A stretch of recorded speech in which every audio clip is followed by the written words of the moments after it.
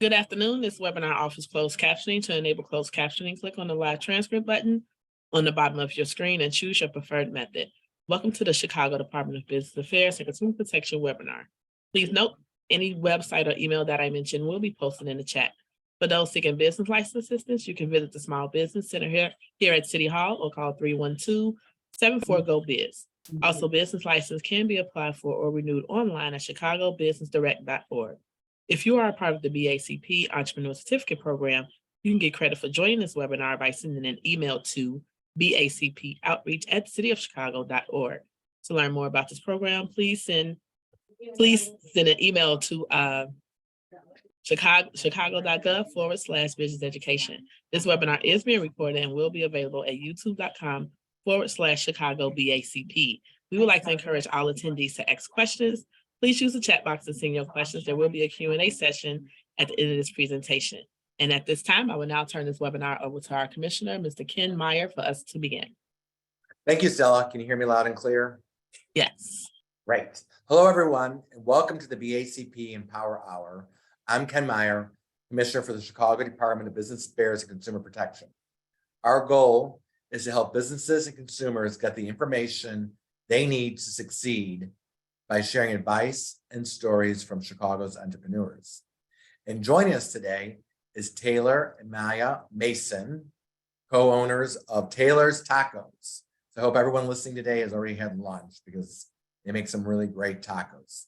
Taylor's Tacos is a story not only about business success, but also about expansion.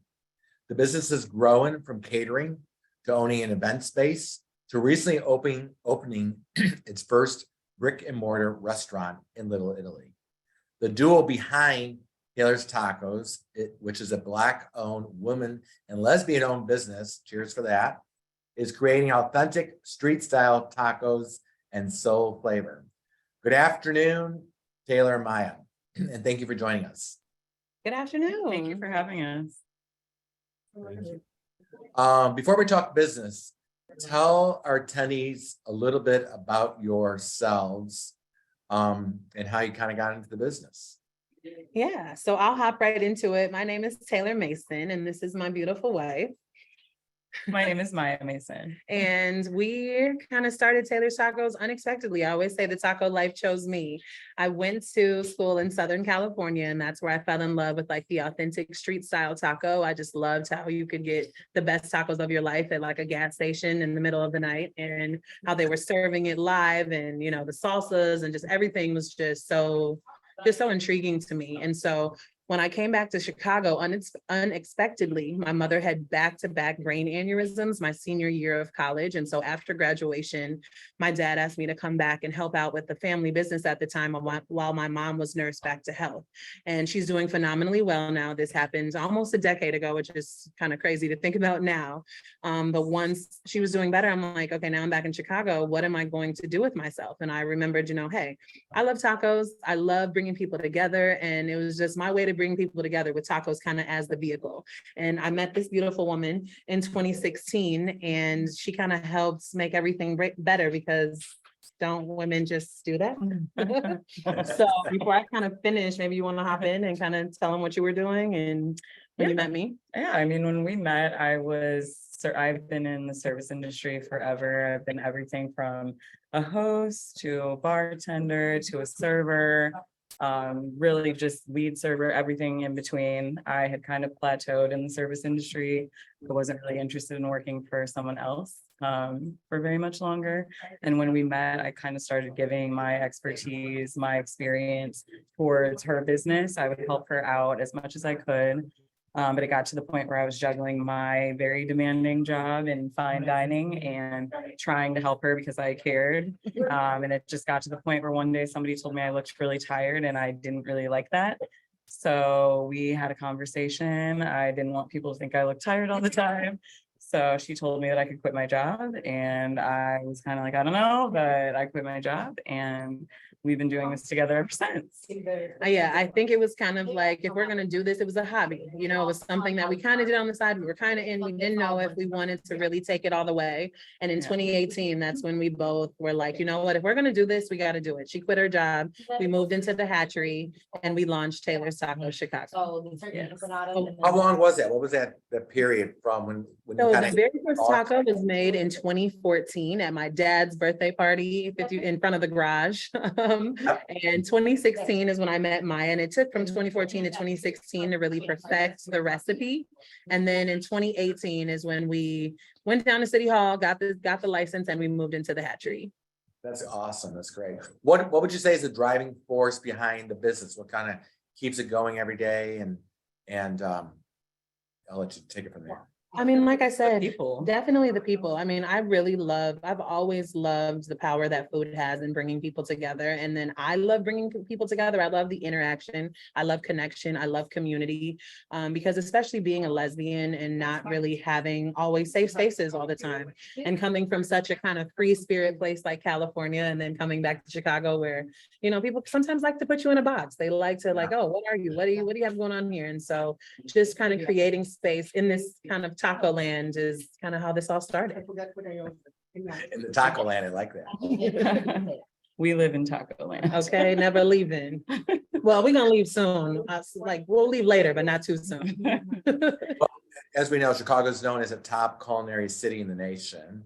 Definitely. What do you believe makes your cuisine stand out from the competition, especially in the heavily populated market of tacos? And there's really such a thing as Taco Tuesday, but we'll take one question at a time.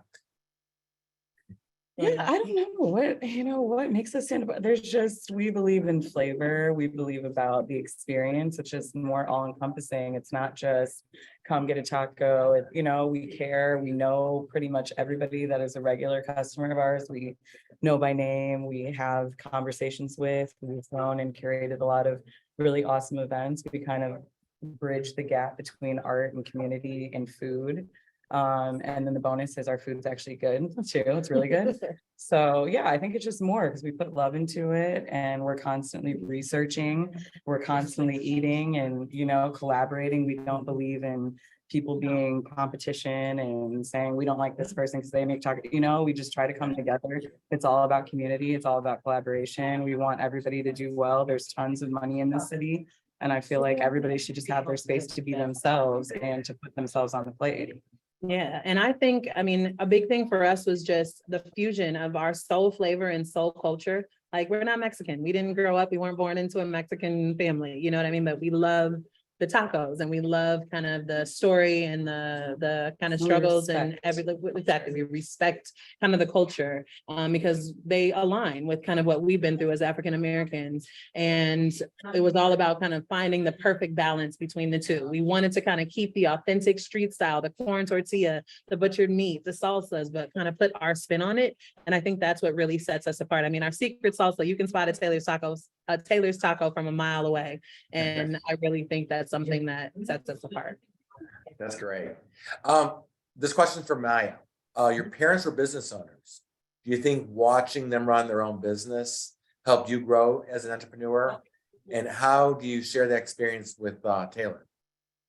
So I think that's to me because my parents are business owners. So, and I think, I love my parents. Hopefully they're not watching right now, but they taught me a lot of things not to do. You know what I mean? And they know this. I've said this to them a million times because what we do, and maybe this is a Black business thing. I don't know if it's just a business thing or a Black business thing, but they really tried to, a big thing that we take on in our business is we don't bite off more than we can chew. Slow and steady wins the race. And we are totally fine taking the scenic route because we know we're going to get there, but we want to learn and absorb as much as we can and not try to rush it. And it's like, you get a big invoice or something and you're like, oh, I want $1 million more. And it's like, no, let's make sure that we make this perfect. And let's make sure that we make the next one perfect and the next one perfect until we know we can take on more and more and more. So slow and steady wins the race, and failing fast. Like, a lot of people like to, oh, it didn't work, maybe I'm going to try it again. Like, no. If it's not working, there's a reason. We like to say things that are meant for us, they come to you, they flow to you, they come easy. If it's not coming easy to you, if you're having to force it, then it's not meant for you. And I learned that from her. I've learned a lot of things from her. And so I think that's kind of been a big part of our success as well. Yeah, Chicago's got a lot of old legacy businesses, small businesses in particular, like, going back from even before the Second World War, right, in the 30s and 40s. And I think it's probably because people just kind of took their time. We don't have to open up all across Chicago. We're going to have this one hardware store. We're going to make our money at the hardware store or the restaurant, right? We don't need to have, 10 others. And sometimes you see these other businesses open up, expand, Have a great time. expand too fast, sign too many leases, and then next thing you know, all of those locations are out of business because they went a little too fast. Like we definitely can open more locations, but not right now. We're gonna make this location great. We're gonna make sure all of our structures and our standards and our procedures and our policies and our employees are great and here and fantastic before we do any moving on. Many current and future businesses owners are always seeking capital, either for that expansion or for their entrepreneurs, someone maybe even watching, listening to us today, that's thinking about, opening up their first business. How were you able to secure capital to start your business? And I know you guys started slowly. You started in the hatchery before you even opened up, your own brick and mortar. What were some of your financial obstacles? And maybe offer some of the advice you've learned with having issues in first getting a loan and some of those obstacles? Yeah, well, first, I mean, we started the old school way, you buy something for $2, you sell it for $4, and so we had kind of enough to start with because we started this business with $200 essentially. Yeah, we didn't really start with any money. We started with nothing essentially. And I think a little later down the line, like we got a loan of $2,000 and that kind of pushed us to our next spot. But once we started to really go somewhere with the business and people started to recognize us and actually care about what we were doing, we really went to our community. Our community had our front, our back, so we went right back to them. So first being a part of the hatchery and just being a part of the Sprouts and the Bloom program and just learning about all the resources that were available, because you don't know what you don't know. I'm born and raised on the west side of Chicago, and there's not a whole lot going on over there, and having a place like the hatchery that can point you in the right direction, it truly changed our business lives. And then we utilized a company called Honeycomb Credit, which essentially is it's an investment campaign where our community kind of in the similar, kind of like a GoFundMe, but instead of it being a donation, it was an investment. So people invested in our company and then we pay them back plus 12.75%. And we were able to raise over $50,000, which helped us tremendously in opening this space because we thought this space was turnkey. I've learned that there's no such thing as turnkey. Because there it is. not for us. It wasn't this place, that's for sure. And so that was something that really, really helped us because going to the bank, going and getting loans, they were saying no. And honestly, because we never really learned about our finances. We never learned until as of in the past 5 years, honestly, prior to 2018, we didn't know what a balance sheet was. We didn't know our profit and loss statements. We didn't know our income sheets, and now I know how to do all of that. I know what that means. I know how to look at the data. And so first it's just about not becoming less ignorant about all of it before you have to, in outsourcing what you don't know and having the money to outsource what you don't know. But that comes with knowledge. Knowledge is power and power is money. So, I think that's what we really had to search for is the knowledge first. So we knew where to go. Yeah.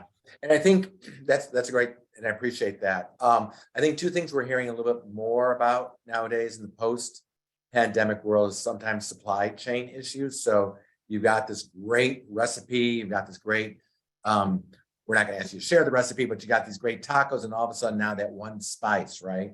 Or the price of eggs or whatever it is, the ingredient, you're having a real hard time finding. And then I think the second thing I keep hearing from the small business community is just keeping talent, keeping your employees. And also, there's this, for whatever reason, there's a worker shortage, particularly in the restaurant community all across Chicago, and really probably all across the country and the world. Talk to us about some of those more recent post-pandemic kind of hurdles that everyone's feeling, no matter what the industry is. I mean, it's really tough. I think it's really tough for us because, I mean, nobody wants to buy a $10 taco, especially a $10 street taco.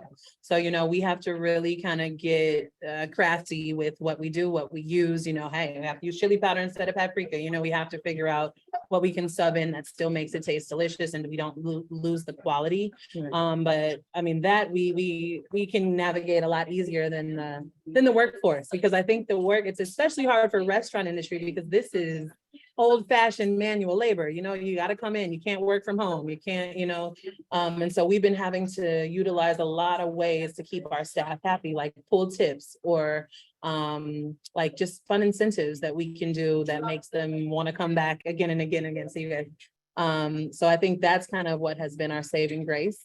And just being good people and creating a culture where people want to be and want to work, and people talk well about this place instead of, nobody wants to work at a place like, oh, that place is nasty, we ain't gonna, then I work there. You want to work at a place that you can go home and tell your friends about, excuse me, or that gets featured on the news or gets featured in the paper, it gets to be on a webinar like this. So I think that it's all about your culture and your connections that you create with people, because it all matters from your workforce to your customer. Yeah. When you think back on that journey, are there things you would do differently over the last 5 years? Yeah. Definitely. But I think it's all a part of our journey. Yeah. You know what I mean? Yeah. Like it makes us who we are. So I wish I could go back. I would definitely not make some of the mistakes that we made, such as, But we've learned Yeah. from them. We've learned from them. I genuinely don't think that anything that happened wasn't supposed to happen. And if we would have done anything differently, then we probably wouldn't be here. Yeah. So we could say a bunch of things we could have, we would love to go back on, or love to change, love to, not have these situations that were hard, but the situations that were hard put us in a place. Yeah, you're all set. Thank you. They put that, like, they're putting us in a place to succeed. They're teaching us how to run businesses, how to have employees, how to manage employees, how to order, all the things that we're just learning. how to file your taxes every month before the 20th, so, we have to learn a lot, got to learn a lot in business, especially with the city of Chicago, because I think especially just small business owners, you don't know, you really don't know. And so being able to be a part of different programs, being able to, just have access to this information on how to run your business the right way and the successful way has been kind of a game changer for us. Yeah, and the fact that also you folks, you're just really kind of getting started a couple of years into the business, and the pandemic hit. And so what kind of life lessons did you learn from the pandemic? Just how to pivot. I mean, it was interesting. A lot of people would say to us, like, how was it? Or are you guys okay? Or, like at first it was we just had to, it was almost like survival mode. We just kind of had to keep doing what we needed to do to keep our business open, because that's how we make money. So we were just figuring out what the people needed, what people were looking for, what structure we could, fall inside of guidelines of COVID, constant changing protocols. We stayed afloat, we stayed open the whole pandemic, and we were just learning. And honestly, when we kind of got the hang of what we could do and what we could not do, we started to thrive. And it really changed the way that we do catering, the way that we offered our menus, just the way that we operate. And we really did pretty well during the pandemic. At first it was shocking, but we got through. And I think the reason we were able to pivot so well was because prior to the pandemic, all our business model was what we call our on-site live service, meaning we would come to your event, we would set up a little taco stand, and we're going to serve your guests. Obviously, because of the pandemic, nobody was meeting, nobody was having parties. It was impossible. So it forced us to either quit and do nothing, or find a way to get these people food without being there physically. So that was a tough ask, because especially we were really nervous about doing taco bar, like self-service buffet style setups, because anybody's seen tortillas on a chafing rack, you don't really want to touch that after the first 10 minutes, you know what I mean? So we did our research, we learned how can we preserve this? How can we make sure that this tortilla tastes like we just made it in shop? And so the pandemic forced us to learn, and grow. And because of that, we now offer taco trays and pre-made tacos and taco bars, and that is now 75% of our business, which we did not offer before. That's Yeah, great. it helped our catering grow because we wouldn't have known how to do these large caterings and get food to people in the way that we do now if we didn't have that training essentially. So How do you guys market yourselves and what's the advertising? Who's in charge of that? Or is that 50-50? That would be me. I mean, honestly, I think we are the old fashioned word of mouth. I mean, because we were doing all of these pop-ups and you go do events and you have a great product and somebody wants to tell somebody and they want to talk about it and let somebody know about the great experience that they have. And also a big part of our marketing is giving quality service. You know, I feel like Yeah. service sometimes can be a thing of it's like kind of becoming a thing of the past. And people, because of kind of the pandemic, now everything's like touchless and cashless and you know, nobody like there's not a lot of face-to-face communication. And we believe in that because at the end of the day, people want to talk to people. People want help on the phone and they wants to know that someone cares, and we do. And even as we scale, we're learning, you know, we can't be there that same way for every single person, but we're finding a way to still keep that kind of mantra going throughout our business. Yeah, that's great. So ladies, June is lesbian, gay, bisexual, transgender, and queer, LGBTQ Pride Month. Are there plans for Taylor's Tacos to recognize and celebrate this month? I mean, we've just been doing a lot of catering for a lot of different events. So just continuing to get our name out there and just knowing that you can count on this Black, lesbian, and female run business to serve you amazing food during the month. We're working on some fun partnerships. We do a lot of the kind of the queer events, like parties and dance parties that go on. We do them all. Like, I love it when people tell me you're everywhere. Yes, we are everywhere. And we're going to continue to be everywhere. Okay. Because you need to know Taylor's Tacos. You need to have this experience in your life. And now hopefully everyone gets like a little pride flag with their order, maybe. Oh, yeah, that would be great. Yeah. Hey, you looking for another job? Let's switch gears a little bit and let's just talk about some of the networking and working with chambers. You know, BACP partners with our local business service organizations, such as our local chambers of commerce all across the city of Chicago and our 77 communities. Have you utilized the local chambers when you're trying to network, help out others, learn from others in the past? Definitely. So we were a part of the Goldman Sachs 10,000 Small Businesses Program, which definitely changed. It's the hardest thing I've done, I think, in my business life, outside of the pandemic, of course. But being a part of that really introduced me to kind of these chambers, because once again, I didn't even know that these things existed. And so I learned how much more I can do with the city because of these, and how the network can just, because once again, it's not what you know, it's who you know, and it's about the relationships that you can build that can help your business and your personal life thrive. And so because of that, now we are able to do a lot more caterings for bigger businesses and corporations that we wouldn't have done otherwise if we weren't a part of this. That's great. And they sponsored it for us because it is expensive, but it costs money to make money. And so yeah. How, for someone that's watching today or listens down the road, that maybe has this great recipe that they kind of want to test out, how important was this shared kitchen experience when you were over at LA's? And give us some tips or some recommendations about just maybe taking that plunge into, like, just give yourself a test of the shared kitchen. well, first you need to ask yourself, are you ready to fail? You know, do you have tough skin? Are you ready for things to not go your way all the time? You know, because being an entrepreneur is not for the weak. Are you a strong-minded and strong-willed individual? Because things are going to happen every single day. There's going to be fires to put out every single day. And it's not for everybody, you know? So that's the first question you have to ask yourself. If the answer to that is yes, then I would suggest you go take your butt down to the hatchery and learn about all of the things that they have to offer. Because, I mean, of course, all caterers, they start off in their home, you know, they're cooking, you know, they're not doing it the legal way because it's just a hobby, it's just for fun. And then they have somebody who likes it, and then they have another person who tells them, oh, this is good. And then you are like, all right, maybe I should do something about this. The next step you need to go do is go down and get legalized so that you can start to help your business grow. Because if like, what are you doing it for if it's not to go on a business with yourself? And when you're in the shared kitchen, were you able to test out the various recipes before you kind of went, or maybe even do that today? Maybe you're like, okay, come by Monday and We're testing out three new things. I mean, well, like I said, we had kind of figured out the recipe. I really had tested it and like the taco that I made in 2014 looks absolutely nothing like the taco we're selling in the shop today. So I had kind of still done that when it was a hobby from 2014 to 2016.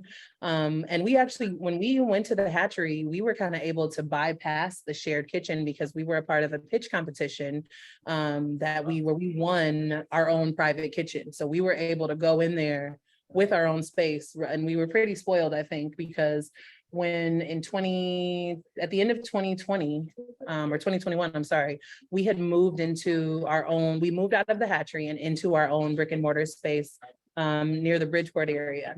And a drunk driver drove into the space barely after a week of being there. And we had to Oh my get back gosh. to the hatchery with our tails between our legs. And we were literally like kitchen homeless for about 2 weeks. And they let us come back to the hatchery. And we had to be in the shared kitchen because we didn't have a kitchen at that time. And boy, was that a wake up call, because you have to cook fast and you can only be in there for your certain time. And you got to move all of your stuff over. So it's definitely, like I said, not for the weak, but so we've experienced it all. We've been through it all. But thank God for the hatchery and being there for us, because our business didn't stop, and the hatchery allowed us to keep our business going and give us a kitchen to work in and gave us the space to, still thrive through it all. So before I forget, tell our viewers where Taylor's Tacos is located, and are you open 7 days a week, and what your hours are? Yes, so we are at 1512 West Taylor, and we are open Tuesday through Friday, 11 to 7, and then on Saturday, we're open 11 to 3. Oh, nice. Typically have like caterings, buyouts, things that are happening on Saturday, so we close a little bit earlier, but we are here Tuesday through Friday and Saturday until 3 o'clock. Yeah, and every Tuesday we have specials. I mean, we have specials every week. We have what we call a not taco special, because even though our tacos are wonderful, sometimes you may not always be in the mood. This week it is our nachos, and we also have a taco of the week that changes every single week. Yeah. All right. Nice. And next So- week, I'm sorry, go ahead. Now I was gonna say, so is there really a Tuesday taco? Like, is that your most popular day because it's such a catchphrase now? Well, it's Taco Tuesday, so it's just a busy day, but it's the start of our week essentially. So we try to just start the week off with a bang, and this is what, that's the first day that people can get the taco of the week, and as much as we can throughout the week, we'll have it. So yeah, it's kind of like a drop for Taco Tuesday, and it's a busy day for sure. Definitely the busiest. And we are also online. We're on Uber Eats, we're on DoorDash. We have our own Toast online ordering. You can order on our Toast online and come and pick up, just the same with any platform. But yeah, so there are different ways to get us. Even if you just want a delivery driver to bring it to you, we can make it happen. Yeah, and if you're not feeling like you want to come in and eat, we also have Tailored, our event space, which is located on 24th and Oakley, that you can rent by the hour for your birthday parties, your bridal showers, your anniversary party, business launch, what have you. And you can get Taylor's Tacos catering for a discounted price. That's great. That is great. So what's this week's taco special? So this week's taco, we are actually sold out, is the Pastor, a ground pork and pineapple taco. And next week it will be the broccoli, which is a broccoli taco, believe it or not, and it's delicious. Yeah. And what social media do folks follow in order to learn what the taco of the week is going to be? So you can go to Taylor's Tacos Chicago. Yeah. Perfect. Same with the right. website, www.taylorstacochicago.com. Yeah, that's great. All right. So when you're not running a business, what do you do to relax? Well, I run the business, even when I'm relaxing, but Maya can definitely answer that a whole lot better. I mean, I have a lot of interests. I garden. I mean, we have a dog that is like a child, so I That's try to good. be with her as much as possible. She's small. She's like 10 pounds. So How old's the dog? she is what now, 2? Almost 3. She's almost 3. Yeah. So we had her from the whole, going outside every 40 minutes when she was like a baby, couldn't hold her bladder. Now she's been through a lot. She's been hit by a car. It's been a lot. So I just try to stay close to her because she's like my child. But yeah, I have plants. I garden. I love a good massage. Love a good spa day. I love wellness. I love yoga. I'm actually a certified yoga teacher. So Wow, that's I awesome. love all things wellness. Yeah, we and always have, arts. like, Maya understands balance. I don't really understand the balance as much, but thank God I'm with her because she reminds me, and I always don't want to hear it, but she's completely right that there's no way, you have to refill your tank, Yeah. and stop and pause and refill your tank. You can't refill your tank while you're still going. And you can't keep going if there's no fuel in your tank. That's right. So that's how we keep this thing going. As this webinar is entitled Empower Hour, please share a piece of advice that can empower our attendees. What you got? I know I spoke on it earlier, but like I said, I always tell people our biggest thing is that we fail fast. If something is not working for you, do not force it. Okay. If it's not working, that's okay. Let's figure out what we need to do. And some people think that that's like quitting. It's not quitting. If it's not working, we just find something else that is going to work, and so fail fast is my advice. What's yours? Yeah, I mean, for me, I think it's just intuition. I think sometimes people take too long and question feelings, gut feelings, intuition. I'm very in tune with myself. And if I feel something, if I feel like something is not right, it's kind of the same as forcing it. But I think it's just really important to just get in touch with yourself and understand what you want, what you're going for, and really take the steps necessary to get what you're going for. Set goals, make them happen, listen to yourself along the way, and don't lose yourself in the process.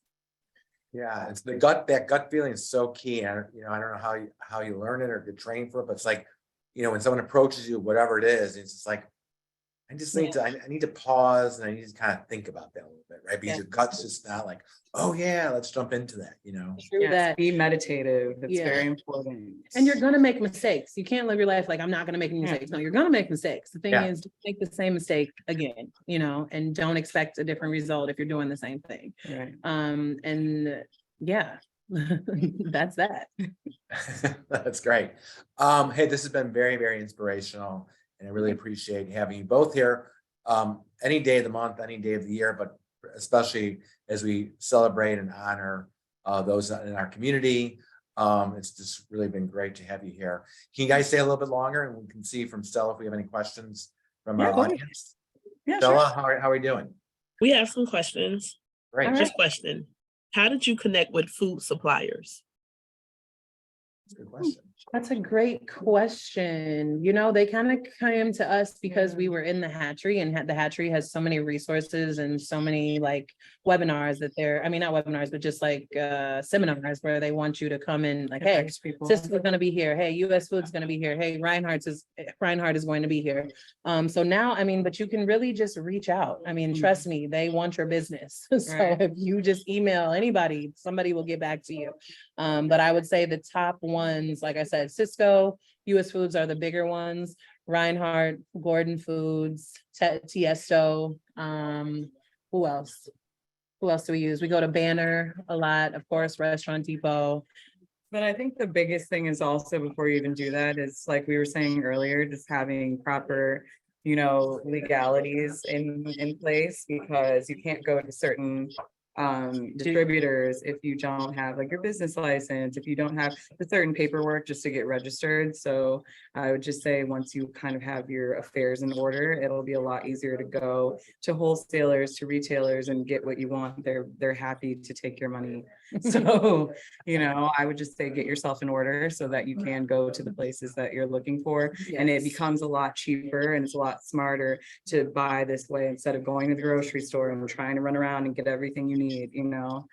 Yes, and go get that catering license. Okay, go get that shared kitchen. It sounds so much harder than it is. It really is easy. It'll take a day out of your life, and then you can, like, we used to get so many calls just having to fill in from people who didn't have the proper paperwork because they didn't have the insurance, or they didn't have the cater license, or they didn't have the shared kitchen license.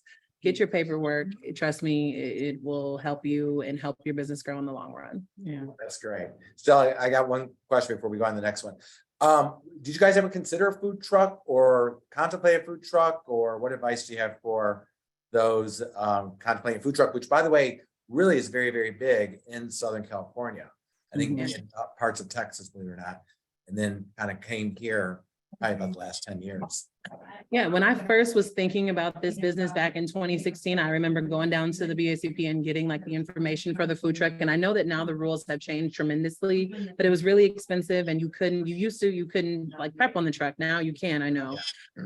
But we had one, we actually were but they're really expensive. I mean, to get a decked out truck is gonna cost you anywhere between like $80,000, $100,000 And when it's decked out, people love to steal parts from food trucks. You essentially have a restaurant parked on the street that is just screaming, you know. Lady garage. Yeah, and I mean, those Yeah. parts are very expensive. They will steal them, they sell them. I mean, there's a lot of liability there. Also, the You gotta have seasonality somewhere to here. put it. It's a So we lot. had a food truck for the last 2 seasons and the engine died and went to food truck heaven, but we only used it for like rental purposes. We didn't go pop up on the street with it. Yeah. Honestly, because we didn't have the manpower to go do so. But we did use it for private events, which worked very, very well for us. But like I said, I'm not saying anybody shouldn't, but you just gotta make sure you have the money for it because it is not cheap. Yeah, interesting.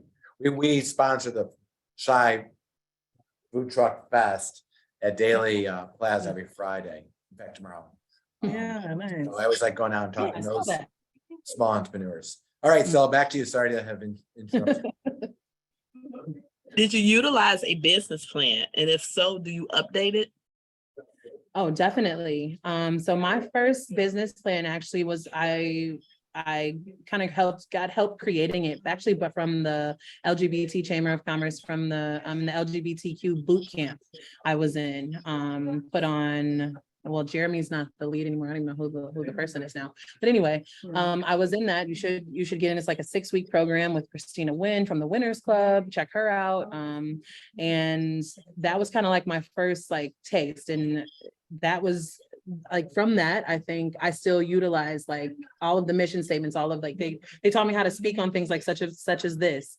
And I utilize that now to this day. And then I was a part of the Neighborhood Entrepreneurship Lab, as well as, like I said, the 10,000 Small Businesses Program, where we worked on a growth plan, which I didn't even know what that was, but essentially it is your business plan on crack. Like it is like kind of how you scale, and it's a lot, it's kind of almost like a journal almost. But it's your business plan kind of mixed with like intermingled with your scale plan, as well as your finances, and as well as your kind of like just kind of everything. But yes, we have to change it constantly because your business is changing constantly. Yeah, I had to do one for C200 too. Yeah, she was in the C200 women's program.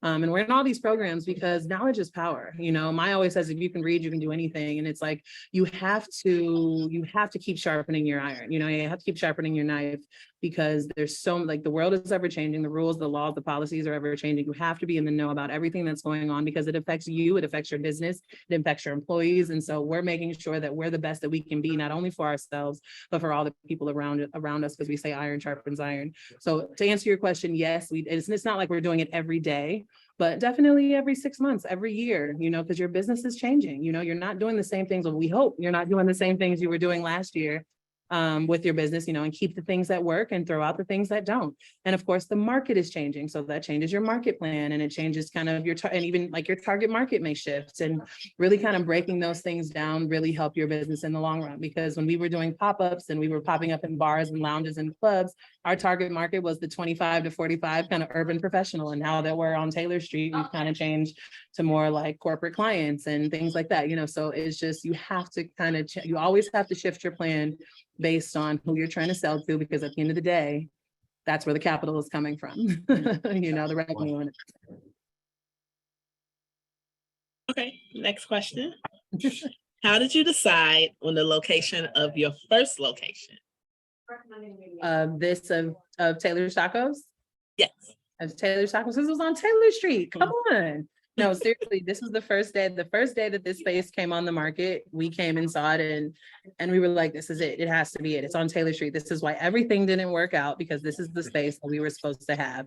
Because prior to this, we actually had another location on Taylor, and literally we were going to go do the final walkthrough with our lawyer, and they called us literally right when we were there saying, oh, the owners decided they're not going to sell it anymore. They're not going to they're not going to lease it. So sorry. And we're like, what? You know what I mean? And we were so devastated. I was like, Maya, I quit. I'm not doing this anymore. Like, forget this. And then it all didn't work out. Like the car ran into the other space because it wasn't, like we said, things that are supposed to happen come easy to you, Yeah. And so when this space came and we were the first people to see it, I knew that it was meant to be. Listen to your heart. Okay, one more question. The event space, you guys said that you have an event space. Mhm. Why the need for an event space? And if someone rents from you, can they order food from you guys? Definitely. Well, I'm sorry, what was the first question? Why do we feel the Why need? the event space? Oh. Well, because we got the event space after the car ran through, because we're like, you know what, maybe we're trying to reinvent the wheel. Maybe we don't need a restaurant. We're caterers, we're pop-up caterers. We pop up at everybody else's space. Why don't we pop up at our own? Yeah. And so that was our thought behind the event space. And so we did that and it was fantastic, and then my heart, it was like halfway complete. It was still like, you need the taco shop, because the hatchery, we love the hatchery. We wouldn't be where we are today without the hatchery, but it's expensive, and for us to, if I had $1 for every time somebody called me, like, where are you located? Can I come get tacos? I'm outside. Like, I'm outside, I'm ready to order. And I'm like, no, this is our catering kitchen. This is not where you can't just come get food from us. We'll be at so-and-so next week. And it was too confusing. It was just too much. And it was just hurting my heart, because I'm like, I want to sell people tacos every day.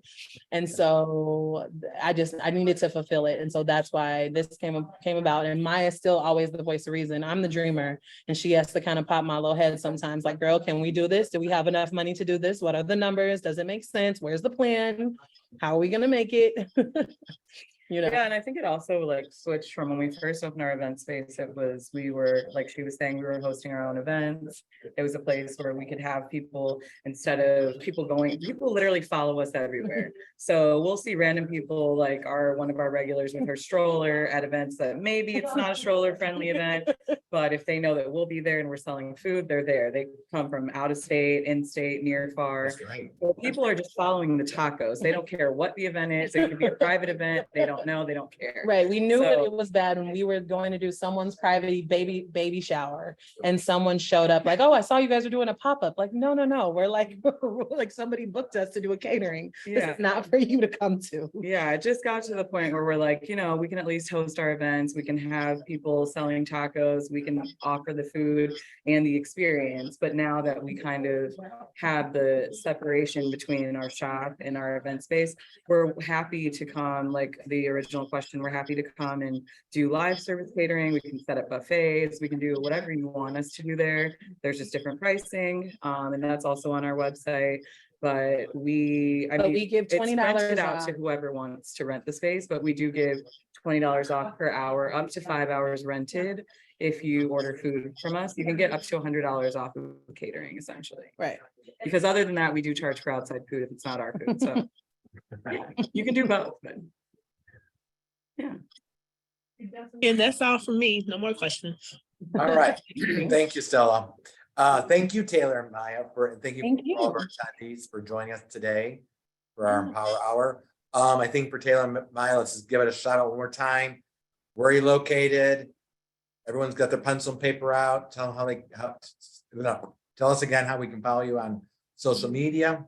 Sure. So once again, we're Taylor's Tacos. We are a taco shop and catering kitchen that specializes in authentic street style tacos with a whole lot of soul. We are located at 1512 West Taylor. That's right off of Taylor Street in Ashland, in the Little Italy area, UIC Medical District. We've heard this neighborhood be called a lot of things, but come and see us Tuesday through Friday, 11 a.m. to 7 p.m. And Saturdays, we're there for lunch, 11 to 3. And then you can also buy out the space. Come out 2 hours. You can get your friends together. It's $350 for a buyout of 2 hours. It's BYOB, and come live your best life. Yeah, we're BYOB any day, but including the buyout. Yeah.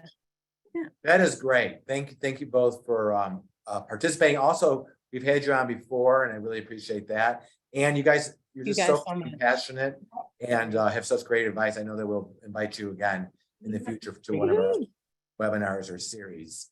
Well, thank So for you. today's viewers, you can watch our Empower Hour on YouTube channel by visiting youtube.com/Chicago BACP. You can put a like there. So I have more than 14 likes. I'm kidding.